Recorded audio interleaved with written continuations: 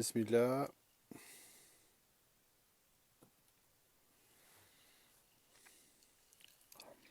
Alhamdulillah wa salatu wa salam ala sayyidina Rasulillah sallallahu alayhi wa sallam. 54e Sajda Muhammadiyya. Toujours dans le cadre du 4e article thématique sur le maître et l'enseignement spirituel. Aujourd'hui concernant un article qui s'appelle Éducation de l'aspiration et de l'état spirituel. Aspiration himma et hal. Himma spirituel et état spirituel. D'Al-Hajj Malik Si. Donc c'est un article qu'on a écrit, qui a été fait sur plusieurs livraisons, plusieurs apports, qui est un petit peu long, mais en fait c'est comme c'est des choses qu'on a déjà vues pour la plupart. Simplement ça va servir de relire un petit peu des choses déjà connues, mais enfin, comme on dit toujours, ça fait pas de mal. Et puis de préciser les choses sous un rapport un peu chronologique et situer, donner certaines notions justement à ce sujet. Voilà, donc bismillah. Marhabani jamia, salam alaikum. Je ne sais pas si je vous ai salué, mais je pense que oui. Salam alaikum wa rahmatullah. Salam wa rahmatullah. Alhamdulillah, le retour des fidèles. Alhamdulillah. Donc, le texte suivant, note 1. Alors, qu'est-ce que c'est que cette note? Oui, donc première mention sur le forum, d'accord. Est un long et riche extrait du 3e tome de Ifham el-Munkir el-Jahani. Réduction au silence du dénégateur d'Al-Hajj Malik Si, 1922. 1815-1922, dont il constitue le 3e chapitre. Édition El-Bouraq. Donc en fait, voilà, tout le texte quasiment, sauf les notes qui viendront ensuite, sont une traduction qu'on reprend in extenso. Ensuite, j'ai 1, 2, 3, une partie voilà, où il y a 4, 5, 6, 7, une dizaine de points qu'on souligne, une petite dizaine de points qu'on souligne pour résumer et insister sur certains aspects. Inch'Allah. Donc, le texte de l'auteur s'intitule L'éducation spirituelle, exposé sur l'éducation spirituelle par le dessin, qui traduit himma, qui est la base et la méthode par laquelle Mohammed avait éduqué ses compagnons. Donc ça souligne un aspect, prototypique et premier. C'est ça qui est intéressant, notamment. Dans la conclusion de Qawaid al-Tasawwuf de notre maître Zarruq, notre maître Abul Hassan el-Hadrami a dit que l'éducation spirituelle par istilah n'existe plus. On ne peut plus tirer profit que de l'éducation par la himma, dessin, et du hal, état mystique. Bon. On sait ce qu'en dit Cheikh Abdel Wahid, mais l'usage actuel étant ce qu'il est. Conformez-vous alors au Coran et à la Sunna, sans plus ni moins. Il en est de même pour le comportement à adopter vis-à-vis de Dieu, de l'âme et des hommes.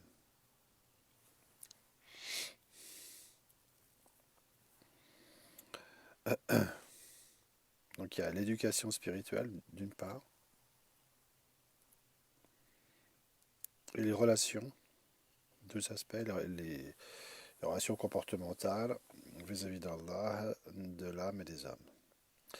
L'attitude à observer envers Dieu tourne autour de 3 points. Premièrement, s'acquitter des obligations. Deuxièmement, éviter les interdits.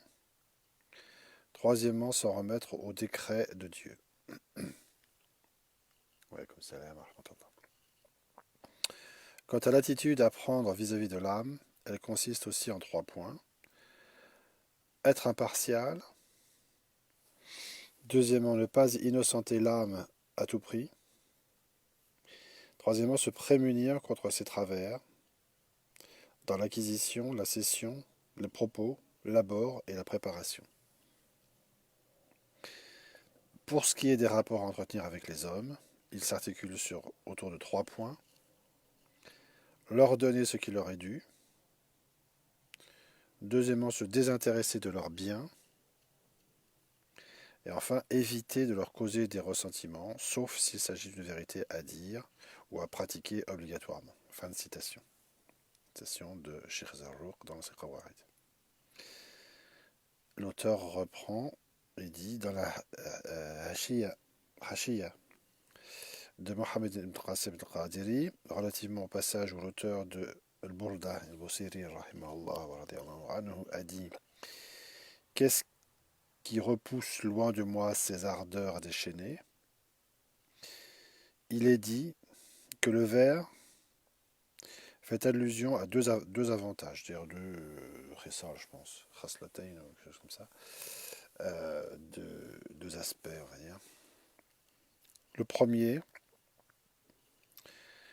est qu'il est indispensable d'avoir un maître initiateur.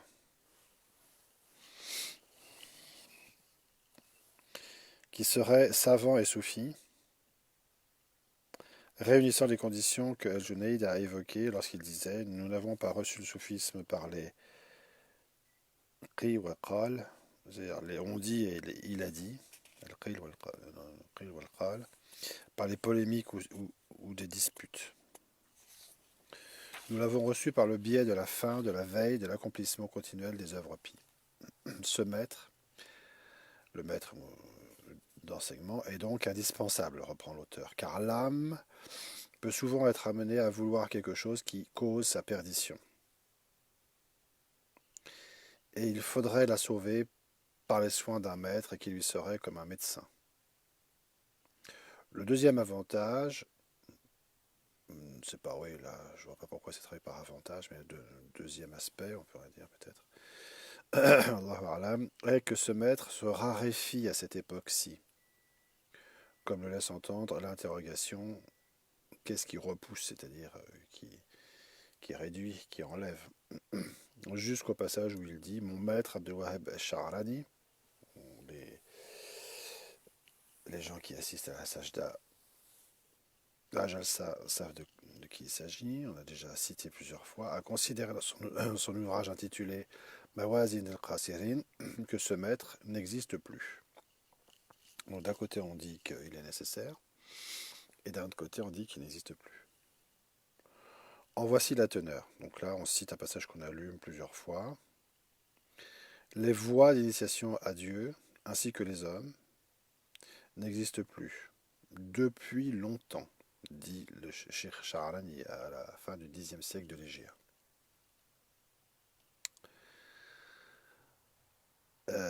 Bismillah. Maintenons-nous dans le vestibule du jugement dernier. En fait, nous voyons des aoulias, des walis initiés et formés des hommes jusqu'à leur mort, donc une fonction qui s'exerce quand même, sans que nul parmi ces derniers n'éclose après eux, mais sans fruit, qui ne produit pas de fruits. Les fruits du suluk. Il a aussi dit dans un autre passage de l'ouvrage, Mawazin Qasirin, la raison pour laquelle les gnostiques et les arifines cessent d'aspirer à la dignité de cheikh et à assumer l'éducation des hommes à cette époque-ci est qu'ils sont témoins du foisonnement des épreuves qui s'abattent nuit et jour sur les hommes en affectant leur cœur et leur âme. Ils savent par ailleurs, donc ça c'est un constat des chouyours eux-mêmes, et qui justifie leur renoncement à assurer ces fonctions. Ils savent par ailleurs que la situation ne fait que régresser, c'est des connaissances cycliques, à tel point que si quelqu'un parmi les maîtres voulait imposer son autorité à un disciple, il, ne il se relèverait impuissant à repousser loin du disciple une quelconque difficulté. Et que s'il y avait une volonté d'établir quelque chose de plus contraignant, ça ne serait pas efficace dans la méthode. S'il y avait parmi les maîtres, si quelqu'un parmi les maîtres voulait imposer son autorité à un disciple, elle est bien bonne. Donc il évoque il y a trois siècles et demi cette possibilité en disant que ça se passerait mal. Alors qu'est-ce qu'on dirait de, de maintenant? Euh, donc,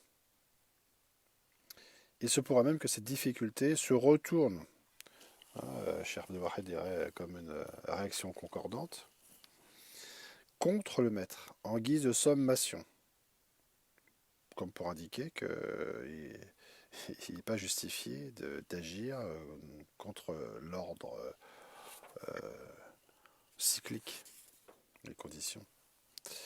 À cause de son comportement, la situation est difficile et elle ne cessera d'empirer jusqu'à l'avènement du jugement dernier. Mais le point de vue à adopter est celui consigné dans El Ibriz et qui se résume comme suit. Donc écrit par un disciple du Cheikh Abdelaziz Dabbar, un jurisconsulte avait interrogé le wali, notre maître Abdelaziz Dabbar, sur les propos du wali et pieux Sidi Zarrouk. Donc encore une fois, cette référence et un commentaire de ces paroles par un autre shir.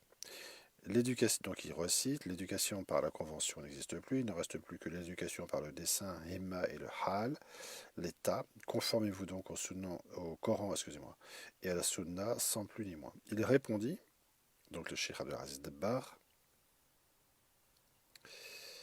que l'objectif de l'éducation, et c'est ça qui fait l'intérêt de l'article, enfin un autre intérêt de l'article ce soir, est que l'intérêt de l'éducation est de purifier l'âme de ses travers en dissipant les ténèbres qui l'environnent. Cette purification se fait tantôt par les soins de Dieu sans intermédiaire, donc là il y a différentes modalités et il donne des précisions, comme ce fut le cas des 3 premières générations qui suivirent Mohammed, sallallahu alayhi wa sallam. Donc les soins de Dieu sans intermédiaire. J'ai vu d'autres avis s'exprimer là-dessus, sur les différentes modalités d'Irshad et de Hidayah, on dira, quelle que soit la manière qu'on utilise pour désigner la chose. Tantôt elle se fait par le truchement d'un maître confirmé, comme ce fut le cas après les 3 premières générations, donc pendant les 3 premières générations, après les 3 premières générations, le maître faisait, donc il décrit une méthode globale, faisait entrer le disciple en retraite, lui faisait invoquer Allah et lui demandait d'être frugal. Ces consignes observées, tout l'esprit du disciple demeurait tourné vers Allah et vers son envoyé. Et là on voit l'illustration du shir qui se met au service, et en quoi ça consiste, de son disciple. C'est fournir les conditions de le décharger des aspects secondaires et individuel et de faciliter la mise en œuvre de, du dhikr, de la concentration sur Allah Ta'ala.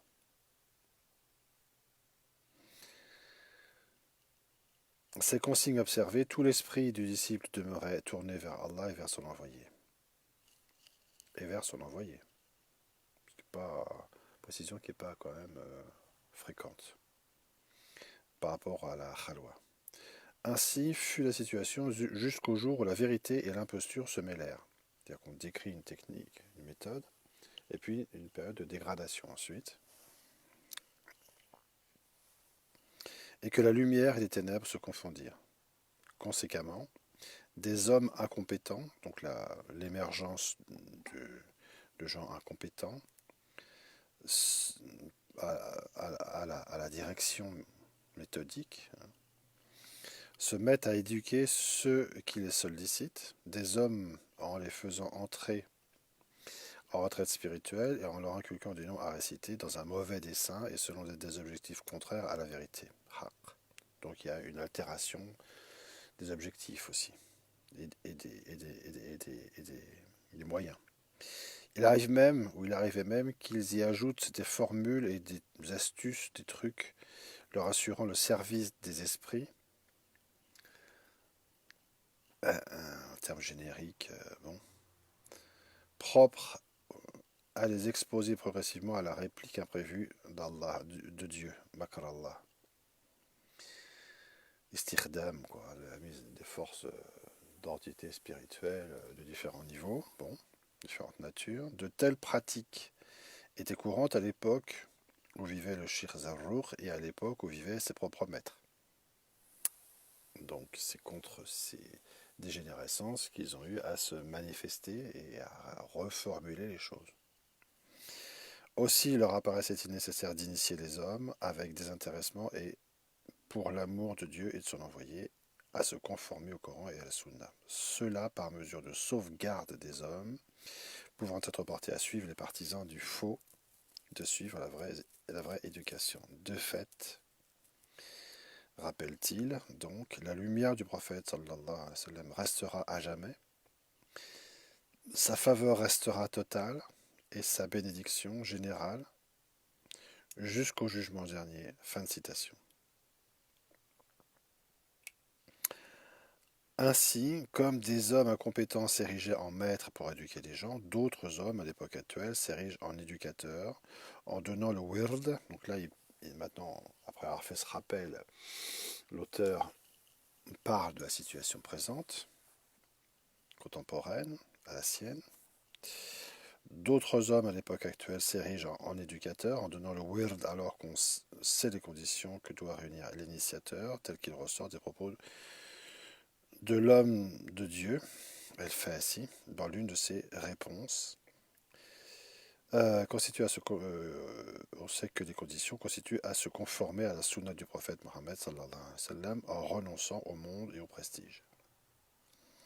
Critique qui avait déjà été faite par l'imam Shahrani il y a en deuxième moitié du Xe siècle de l'Hégire. Il a même laissé entendre que celui qui ne renonce pas au monde et au prestige n'est même pas apte à être un bon disciple. Et s'il ne peut pas être un bon disciple, un fouan, il ne pourra pas être un initiateur, muqaddam, pour les initier au wird. Tels sont ses propos en substance. Dans la Hashiyya de Sidi Gadnoun, sur le Muwatta de l'imam Malik, radiallahu anhum, et aussi dans le Jamir al-Miyar, c'est un charh, je crois, de quoi? De Muwatta aussi. Je ne sais plus. Dans une réponse d'Abu al-Abbas al-Qabbab, il est textuellement dit: il est étrange de voir quelqu'un finir sa vie dans des investigations relatives aux stations, maqamat et aux fondements, avant de tenter de s'acquitter des dettes d'ordre pécuniaire ou matériel qui pèsent sur ses épaules, et avant de chercher avec détermination à savoir quelles sont ses strictes obligations religieuses, qui consistent à ne s'engager à faire ou à dire quoi que ce soit avant de savoir ce que Dieu en prescrit. Ça, c'est des descriptions contemporaines. Des situations paradoxales dans lesquelles on voit des gens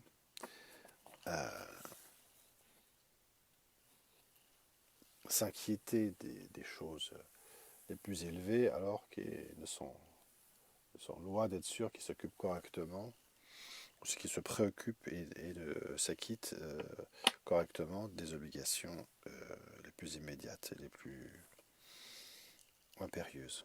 Savoir d'abord ces obligations religieuses est une condition essentielle faisant l'unanimité des docteurs de la loi. En s'occupant pleinement de ses premiers devoirs, le fidèle n'aurait pas de temps à consacrer à quelqu'un d'autre. Bien, fin de la citation de l'auteur. Donc, dans toutes ces notions, qu'est-ce qu'on peut retenir? Moi, j'ai souligné 1, 2, 3, 4, 5, 6, 7 points. Premièrement, la présentation d'une méthode substitutive à la méthode classique d'enseignement qui a été faite à la fin du XXe siècle par un successeur d'Imam al-Haddad, fait en réalité référence à une position bien plus ancienne, émise très officiellement par le Cheikh Zarruq, en tête de la conclusion de ses Qawarid, sous l'autorité de son propre maître, le Cheikh Abul Abbas al-Hadrami, décédé en 895-1495. Dès cette époque, puis pendant la période qui suivit, c'est-à-dire donc pendant plus de 500 ans, qui s'écoulèrent depuis lors jusqu'à nos jours, il a été donc possible de distinguer régulièrement au sein du tasawwuf, en quelque sorte à côté de la méthode d'enseignement classique, que nous appellerons pour notre part conventionnelle, pour traduire Tarbiyat bil-Istilah, une méthode substitutive, moins contraignante et plus adaptée aux capacités de chacun, que nous appellerons méthode de l'aspiration spirituelle, Tarbiyat bil-Himma wal-Hal. Bon, donc ça c'est quand même une notion importante.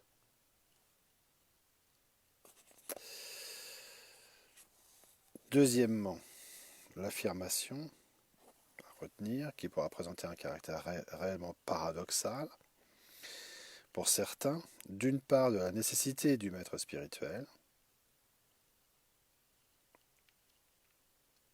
reflétant le point de vue classique, Mohammed ibn Qasim al-Qadiri, et d'autre part la disparition d'un tel maître ou de tel maître, sous l'autorité d'Abdel Wahhab al-Sharlani, Mawazin al-Khasirin, etc. Bon, on constate qu'il ne s'agit d'ailleurs pas là de faire part d'une grande nouveauté. Donc le point de vue qui exprime là n'est pas nouveau en réalité. On rappelle le passage, les voies d'initiation à Dieu ainsi que les hommes n'existent plus depuis longtemps. Donc il s'agit de quelque chose qui n'est loin d'être nouveau. Maintenons-nous dans le vestibule du jugement dernier. En fait, nous voyons des Aoulias initiés et formés des hommes jusqu'à leur mort, sans que nul parmi ces derniers n'éclose après eux. L'indication donnée par l'auteur laisse clairement penser qu'il s'agit là d'un état général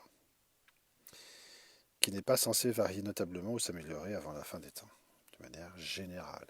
Il peut toujours y avoir des exceptions à ce qui est général. C'est une tendance, et le Cheikh Sharlani de donner des précisions sur cet état de fait pour expliquer les choses, la raison pour laquelle les gnostiques cessent d'aspirer à la dignité de Cheikh et à assurer l'éducation des hommes à cette époque-ci, est qu'ils sont témoins du foisonnement des épreuves qui s'abattent nuit et jour sur les hommes et en affectant leur cœur et leur âme. Ils savent par ailleurs que la situation ne fait que régresser à tel point que si quelqu'un parmi les maîtres voulait imposer son autorité à un disciple, il se relèverait puissant à repousser loin de lui, loin du disciple donc, une quelconque difficulté. Note 3. Qu'est-ce qu'il y a dans la note? D'accord, on reviendra là-dessus, Inch'Allah.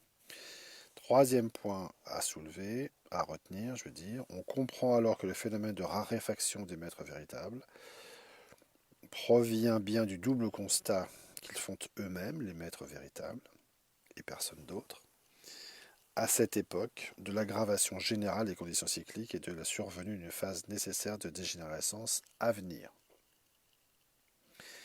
Il décline alors volontairement la possibilité d'endosser la fonction d'enseignement et la responsabilité qu'elle implique.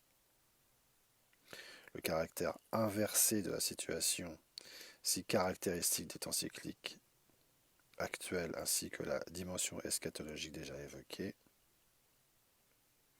c'est-à-dire maintenons-nous dans le vestibule, c'est-à-dire dans ce qui mène au jugement dernier, sont exprimés par la gravité de ces paroles.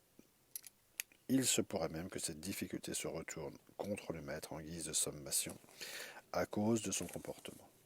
La situation difficile ne cessera d'empirer jusqu'à l'avènement du jugement dernier. Sur quoi se fondent donc, remarque personnelle, les mines enjouées de ceux qui, parce qu'ils prétendent voir rempli les aouïas du monde actuel de maîtres accomplis,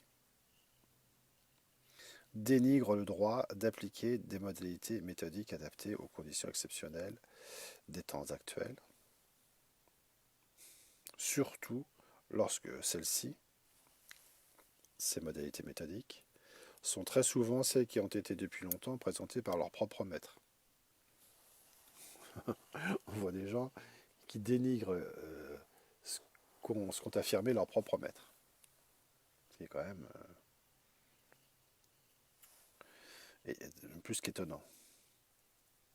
Et à qui donc profite de telles positions irréalistes?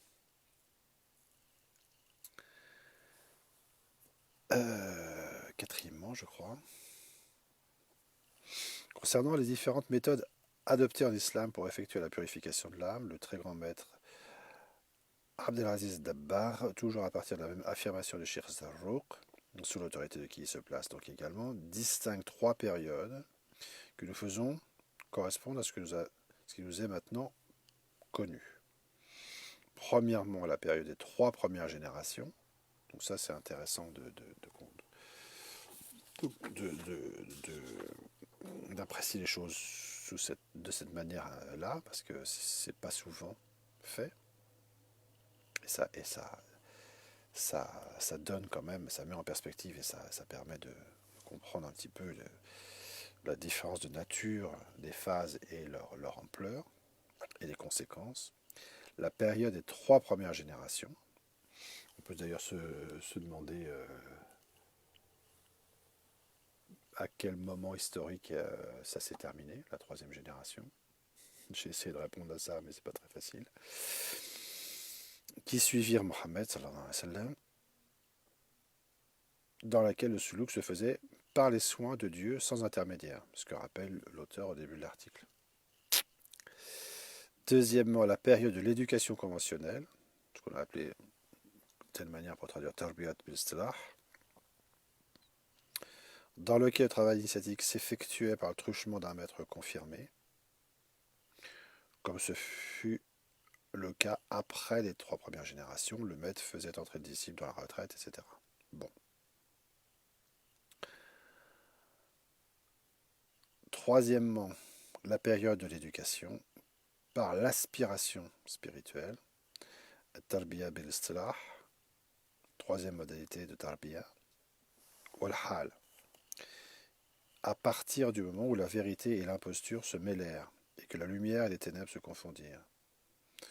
En conséquence, des hommes incompétents se mirent à éduquer ceux qui les sollicitaient, des hommes, ceux qui les sollicitaient des hommes, en les faisant entrer en retraite spirituelle et en leur inculquant des noms à réciter dans un mauvais dessein et selon des objectifs contraires à la vérité, etc. On retiendra donc 5e point, où l'on se souviendra, puisqu'il s'agit là d'aspects relativement connus, au moins des responsables normalement de Toulouse qui sont censés les connaître, si ce n'est les exposer et les mettre en œuvre quand les exigences de la situation l'imposent. Fin de parenthèse. On se souviendra, on retiendra que la méthode conventionnelle a elle-même été précédée d'une période et a précédé une autre. Était précédée d'une période pendant laquelle la présence d'un maître n'était ni nécessaire ni présentée comme telle. Cette période du tasawwuf classique prit fin généralement, on a déjà parlé, on reprécise quand même, mais il faut le faire, lorsque la dégénérescence cyclique amena des autorités spirituelles de l'époque, finalement par la personne de l'imam Zarruq à travers ses qawarid, a présenté, donc on voit l'importance cyclique de cet ouvrage, a présenté à la suite de la formulation d'un ensemble cohérent de règles actualisées, cycliquement actualisées, le constat conclusif de la nécessité de procéder à une adaptation méthodique importante et générale au sein des Toulouk.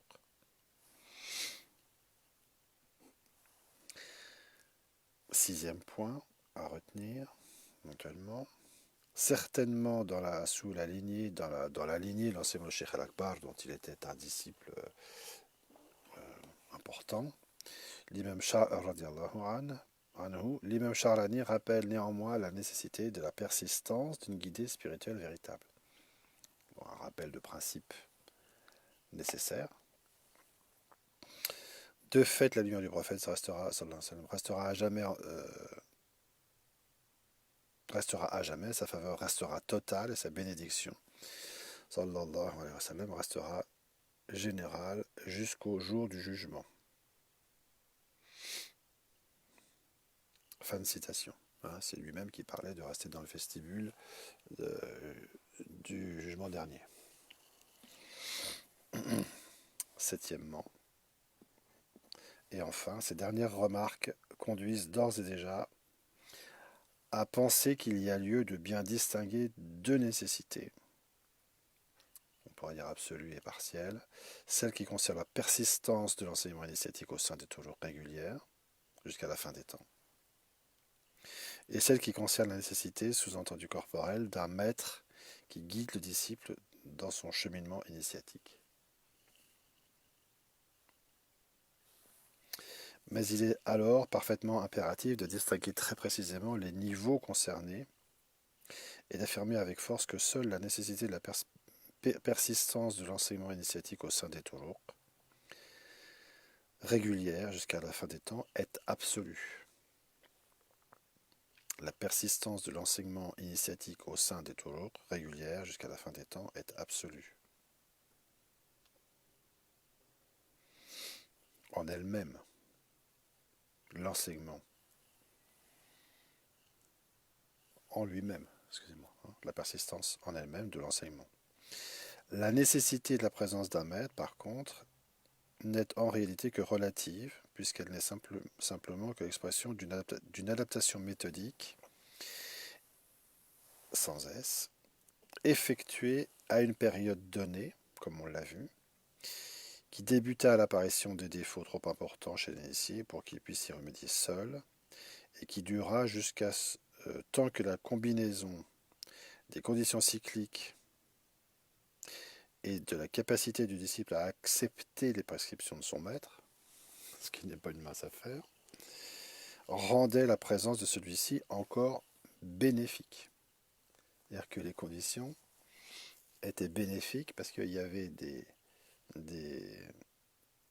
disciples qui avaient la capacité en eux-mêmes et qui acceptaient ce qu'on leur conseillait et qui étaient dans la nécessité de suivre des conseils. Bien. La longueur de cette période, puisqu'on est en train d'apprécier un peu ces aspects-là, que l'on peut approximativement situer à partir de la 4e génération jusqu'à il y a 500 ans environ, soit au maximum 6 siècles et demi, sur plus de 14. Donc on part de la période d'enseignement classique, hein, qu'on a en tête ou qu'on rappelle généralement, qui est un modèle du tasawwuf en tant que tel, formé en tant que tel, ne doit pas, c'est nécessaire, si on veut être au fait des conditions actuelles, ne doit pas faire oublier que la raréfaction des maîtres ne peut donc signifier la disparition de l'enseignement initiatique effectif au sein des turuq. Et dans ce cas-là, une question se pose. Elle doit au contraire susciter la question légitime qui consiste à se demander par quoi cet enseignement est donc susceptible d'être remplacé. Comment se fait l'enseignement? Dans quelle modalité? À la place ou en parallèle de l'éducation conventionnelle, tout à fait régulièrement et efficacement au sein des turuq qui accueillent les candidats sincères et qualifiés au cheminement initiatique effectif.